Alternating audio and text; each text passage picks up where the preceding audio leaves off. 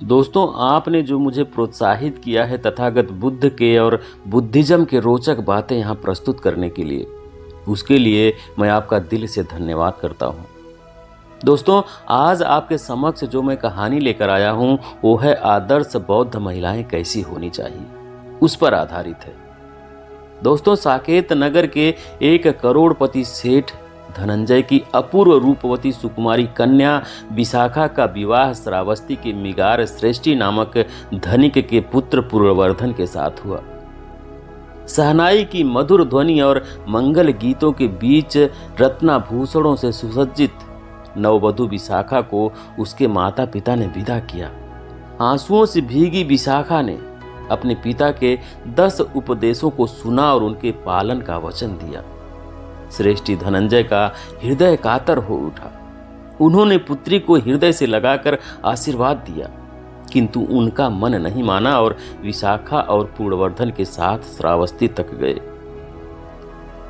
विशाखा की ससुराल अत्यंत धन वैभव से पूर्ण थी, फिर भी पिता की ममता नहीं मानी। इसी कारण उन्होंने अपनी लाडली बेटी को अधिक दुख ना उठाना पड़े, इसकी भी व्यवस्था कर दी थी। श्रावस्ती की जिस औरत ने नववधु विशाखा को देखा, वही उसकी शालीनता और सौंदर्य पर मुग्ध हो गई। लज्जा से अरुणिम सुंदर वदन, उर्मिल केश राशि, उन्नत मस्तक पर स्थित अपरिमित आभा, नत कजरारी आंखों वाली बधू, कंकड़मय मेहंदी मंडित करों से सयानी, वृद्धाओं के चरण स्पर्श करती तो वे कह उठती, अचल गौरववती रहो। सास ससुर ने वधू की प्रशंसा सुनी, वे प्रसन्न हुए। उसके पति ने सुना अपनी प्रिया के सौंदर्य और गुणों का वर्णन, तो उसे अपनी उपलब्धि और अपनी पसंद पर गर्व हुआ। इस मंगल उत्सव के अवसर पर धनी श्रेष्ठी ने निर्ग्रथ श्रमण संघ जैन साधुओं को भोजन दान के हेतु आमंत्रित किया। अगरु धूप से सुवासित कक्ष में मिगार श्रेष्ठी के श्रमणों को सुंदर आसनों पर आदर पूर्वक स्थान दिया और उन्हें भोजन करा के संतुष्ट किया। विशाखा बचपन से ही महाकारुणिक भगवान तथागत और उनके योग्य भिक्षु संघ पर अत्यंत श्रद्धा रखती थी। उसने भी सुना कि श्रमणों को भोजन दान दिया गया है तो बड़ी प्रसन्न हुई। तभी उसके ससुर ने कहलवाया, वधू रानी भी अरहतों की वंदना कर ले। वधू विशाखा जानती थी कि बौद्ध भिक्षु अरहत कहलाते हैं, अतः अपने ससुर का आदेश सुनकर मन ही मन बहुत हर्षित हुई और वह रत्नाभूषण एवं सुंदर परिधान से शोभित श्रद्धा विभोर हो अतिथि कक्ष की ओर धीरे धीरे चली। द्वार पर पैर रखते ही उसने अपने घूंघट की ओट से निर्ग्रथ यानी नंगे साधुओं को देखा। उसके पैर ठिठक गए, वह आगे नहीं बढ़ सकी। उसने सोचा था कि चीवरधारी भिक्षुगण होंगे, किंतु ऐसा नहीं था। ससुर ने समझाया, लज्जाशील वधू लज्जावश आगे नहीं बढ़ रही है, पर श्रवणों से लज्जा कैसी? उसने मृदु स्वर में कहा, आओ पुत्री, श्रवणों से आशीर्वाद लो। पतली गोरी उंगलियों से उसने मुख पर पड़ा घूंघट उठाया। नववधू के लज्जा के स्थान पर एक उपेक्षा भाव था, साथ ही अपमान का अनुभव भी। उसने गंभीर स्वर में कहा, आर्य आप क्या कह रहे हैं? क्या नंगे व्यक्तियों के बीच जाऊं? आपकी पुत्र वधू इतनी निर्लज नहीं है, क्षमा करें। वह शीघ्र ही अपने कक्ष में वापस दौड़ गई। उसका बदन सिहर उठा। वह सोचने लगी, ऐसे गृह में अब उसका निर्वाह कैसे होगा। निर्ग्रथ साधुओं ने सुना, वे क्रोध से कांप उठे। शील और दया को तिलांजलि दे उन्होंने तीव्र स्वर में कहा, श्रेष्ठी, हमारा इतना अपमान! क्या तुम्हें संसार में यही स्त्री पुत्र वधू मिली? इसका यह दुस्साहस अक्षम्य है। श्रेष्ठी ने भोली नासमझ बताकर उनसे क्षमा मांगी और भविष्य में विशाखा को सब प्रकार से समझा बुझा लेने का वचन दिया। उनके चले जाने के पश्चात श्रेष्ठी स्वयं भोजन करने बैठा। वधू विशाखा उसे भोजन परोस कर पंखा करने लगी। तभी एक चीवरधारी भिक्षु द्वार पर आए और कुछ पल रुके और जाने लगे। श्रेष्ठी ने उस ओर देखा और मुंह फेर कर भोजन करते रहे। श्रद्धामयी विशाखा ने समझा उसके ससुर उसे कुछ आदेश देंगे ताकि वह जाकर दान दे सके, किंतु उन्हें मौन देखकर वह स्वयं ही बोली, भंते, मेरे ससुर बासी भोजन कर रहे हैं, आप अन्यत्र चले जाएं। श्रेष्ठी मिगार ने सुना। उसे विशाखा पर पहले से ही क्रोध था, अब उसका क्रोध सीमा से बाहर हो गया। उसने क्रोधावेश में थाली सरका दी और कठोर स्वर में कहा, मेरे घर से निकल जा। मेरा अपमान करते तुझे लज्जा नहीं आती? कर्कशा उन्मत्त दास दासियों ने भी गृहपति का तीव्र स्वर सुना। वे सभी कक्ष में आ गए। तब श्रेष्ठी ने उसे आदेश दिया, तुरंत निकाल दो इस दुर्विनीता को मेरे घर से। अपनी श्रद्धा के प्रतीक श्रमणों के प्रति अपने ससुर की अश्रद्धा से विशाखा पहले से ही दुखी थी। उसका स्वाभिमान जाग उठा और उसने गंभीर वाणी में कहा, आर्य, मैं आपकी खरीदी हुई सेविका नहीं हूं, आपके पुत्र की परिणीता हूं, आपकी पुत्र वधू हूं। इस गृह में मेरा भी अधिकार है। यहां पर मुझ निर्दोष को कोई भी निकाल नहीं सकता। फिर मेरे पिता ने 8 गृहस्थों से कहा है, वे ऐसे समय में न्याय करें। यदि वे मुझे अपराधीन घोषित करेंगे तो मैं इस ग्रह को त्याग कर सदा के लिए स्वयं ही चली जाऊंगी। आपने भी इसे स्वीकार किया था आर्य। श्रेष्ठी ने उसका उचित उत्तर सुना तो वह कुछ शांत हुआ। उसने उन कुलीनों को बुलाया और उनसे कहा, यह वधू बार बार मेरा अपमान करती है। मैं ताजा बने हुए खीर का भोजन कर रहा था और इसने एक भिक्षु के सामने मुझे बासी भोजन करने वाला बताया। 8 कुलीनों ने उससे पूछा, बेटी, तुमने अपने आदरणीय ससुर के लिए ऐसा क्यों कहा? विशाखा ने विनय पूर्वक शांत स्वर में कहा, आर्यों, मेरा ससुर पुराने पुण्य पर ही संतोष किए बैठे हैं। द्वार पर आए हुए श्रमण को दान देकर नवीन पुण्य प्राप्त करना नहीं चाहते, इसीलिए मैंने कहा था वे बासी भोजन कर रहे हैं। सभी ने सुना और संतुष्ट होकर मिगार श्रेष्ठी से कहा, वधू ने ऐसा कोई अपराध नहीं किया, फिर हम इसे कैसे दंड दे सकते हैं?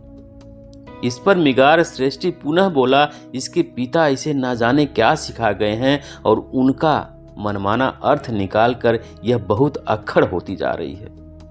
कुलीनों ने पुनः उससे पूछा, पुत्री, क्या उन शिक्षाओं को हमें भी समझा सकोगी? विशाखा ने स्वीकार करते हुए कहा, मेरे पिता ने मुझे जो शिक्षाएं दी हैं उनका मैं पालन करती हूं, और वे हैं, भीतर की आग बाहर मत लाना, अर्थात सास ससुर ननद जेठ जेठानी आदि की कोई निंदा करे तो उसे मन में न रखकर घर में ही कहा जाए। पहली शिक्षा है, बाहर की आग भीतर मत लाना, अर्थात दूसरों के कलेश घर में मत लाना। दूसरी शिक्षा है, जिस व्यक्ति से कोई वस्तु ले वह दूसरे को वापस न करके उसे ही वापस करें। तीसरी शिक्षा है, जिस व्यक्ति से जो चीज ली जाए वह वस्तु निश्चित समय पर उसे लौटा दी जाए। चौथी शिक्षा है, जिस व्यक्ति से कुछ वस्तु लें वह दूसरे को वापस न कर उसे ही वापस करें। पांचवी शिक्षा है, प्रियजन यदि निर्धन हो तो उनकी आवश्यकता अनुसार वस्तुएं यथा सामर्थ्य उन्हें दें। छठी शिक्षा है, गृहिणी का कर्तव्य है कि वह सबको भोजन करा लें, फिर वह स्वयं भोजन करें। सातवीं शिक्षा है, सबके शयन करने के पश्चात विश्राम लें। आठवीं शिक्षा है, ऐसे स्थान पर बैठें जहां किसी को असुविधा ना हो, जिससे कोई बार बार उठने के लिए ना कहे।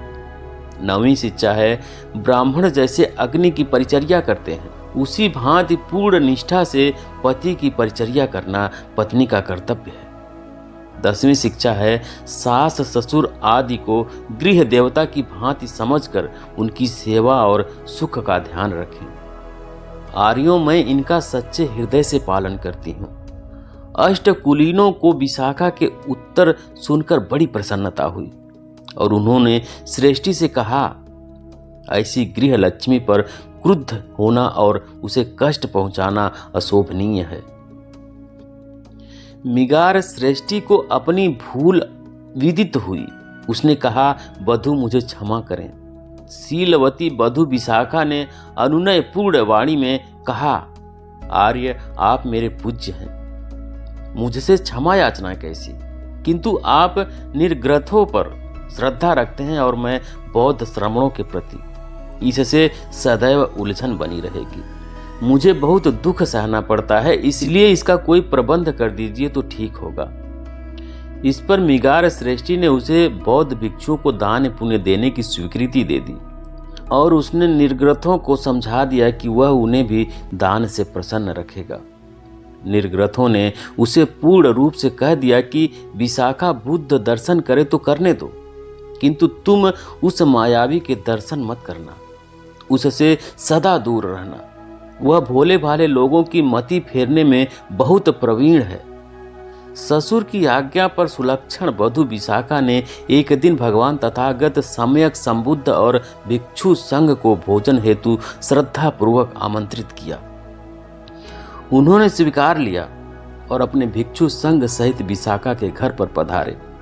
अपनी सखियों सहित विशाखा ने स्वयं आदर पूर्वक उन्हें यथोचित आसनों पर बिठाया और श्रद्धा पूर्वक भोजन दान देकर उपदेश सुनने का प्रबंध किया।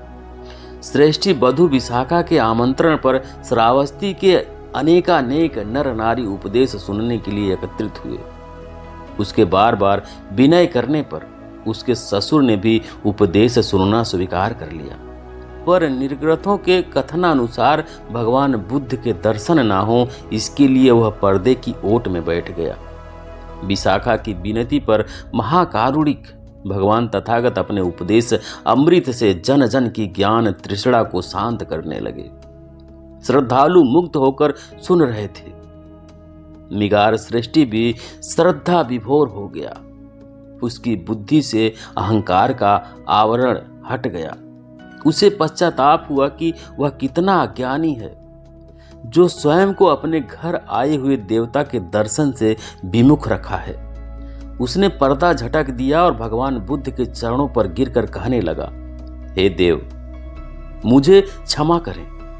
आज मेरे नेत्र खुल गए, अंधकार नष्ट हो गया। मैं भी त्रिरत्न बुद्ध धम्म संघ की शरण जाता हूं। भगवान बुद्ध ने अपनी करुणा से उसे आश्वासन दिया। मिगार श्रेष्ठी को कुछ शांति मिली। उसने अपनी शीलवती बधू के विषय में निवेदन किया, हे देव, इस श्रद्धामयी नारी रत्न के कारण ही मुझे आज यह सुअवसर प्राप्त हुआ। आज से यह मेरी धम्म की माता है। बधू के पुण्य से ससुर भी भगवान बुद्ध के कल्याणी पथ का पाथिक बना। धन्य है उस पुण्यशील बधू विशाखा को। श्रावस्ती के नर नारी उस पर पूर्ण श्रद्धा रखते थे। वह निगार माता के नाम से उस दिन से प्रसिद्ध हो गई। एक समय उसने भिक्षु संघ को भोजन, वस्त्र, औषधि आदि का दान दे भगवान बुद्ध से प्रार्थना की थी, मैं भगवान बुद्ध से कुछ वर मांगना चाहती हूँ। विशाखे तथागत वरों से परे हैं। वे वर निर्दोष और उचित हैं। बोल विशाखे बनते। नंबर 1, मैं संघ को जीवन भर वर्षा की लुंगी देना चाहती हूँ। नंबर 2, आगंतुक भिक्षुओं को जीवन भर भोजन देना चाहती हूँ। नंबर 3, यात्रा पर जाने वाले भिक्षुओं को भी जीवन भर भोजन देना चाहती हूँ। नंबर 4, रोगी भिक्षुओं को भी जीवन भर भोजन दान देना चाहती हूँ। नंबर 5, रोगी भिक्षुओं की सेवा करने वाले लोगों को भी जीवन भर भोजन देना चाहती हूँ। नंबर 6, रोगी भिक्षुओं को औषधि जीवन भर देना चाहती हूँ। नंबर 7, सदा मैं कंजी देना चाहती हूँ। और नंबर 8, भिक्षु संघ को उदक साटी यानी ऋतुमती का वस्त्र देना चाहती हूँ। भगवान बुद्ध ने विशाखा द्वारा मांगे गए इन 8 वरों को प्रसन्नता पूर्वक प्रदान किया। ये वर कैसे उत्तम और बुद्ध शासन के लिए उपयोगी थे। विशाखा जैसी गुणवती एवं श्रद्धालु उपासिका ही ऐसे महान 8 वरों को तथागत से मांग सकते थे। विशाखा के ससुर ने उसकी प्रेरणा से पूर्वाराम नामक रम्य उपवन में एक भव्य प्रसाद निर्माण करवाया और उसे भगवान तथा भिक्षु संघ को दान कर दिया। वह विहार मिगार माता प्रसाद तथा जेतवन विहार से पूर्व दिशा में स्थित होने के कारण पूर्वाराम के नाम से संघ की निवास स्थली रहा। अब वह प्रसाद ध्वंस हो गया है, किंतु मिगार माता अर्थात बधू विशाखा की श्रद्धा एवं दानशीलता की कहानी आज भी पाली साहित्योधाम में पुष्प की भांति सौरभ बिखेर रही है। दोस्तों, यही थी आज की कहानी। आपको कैसी लगी कमेंट करके ज़रूर बताएं। अच्छी लगी हो तो लाइक करें, शेयर करें, और चैनल पर अभी तक नए हैं, चैनल को सब्सक्राइब नहीं किए हैं तो प्लीज़ चैनल को सब्सक्राइब करें। बेल आइकन भी प्रेस कर लें ताकि आने वाली सभी वीडियो का नोटिफिकेशन सबसे पहले आपको मिले। वीडियो देखने के लिए बहुत बहुत धन्यवाद।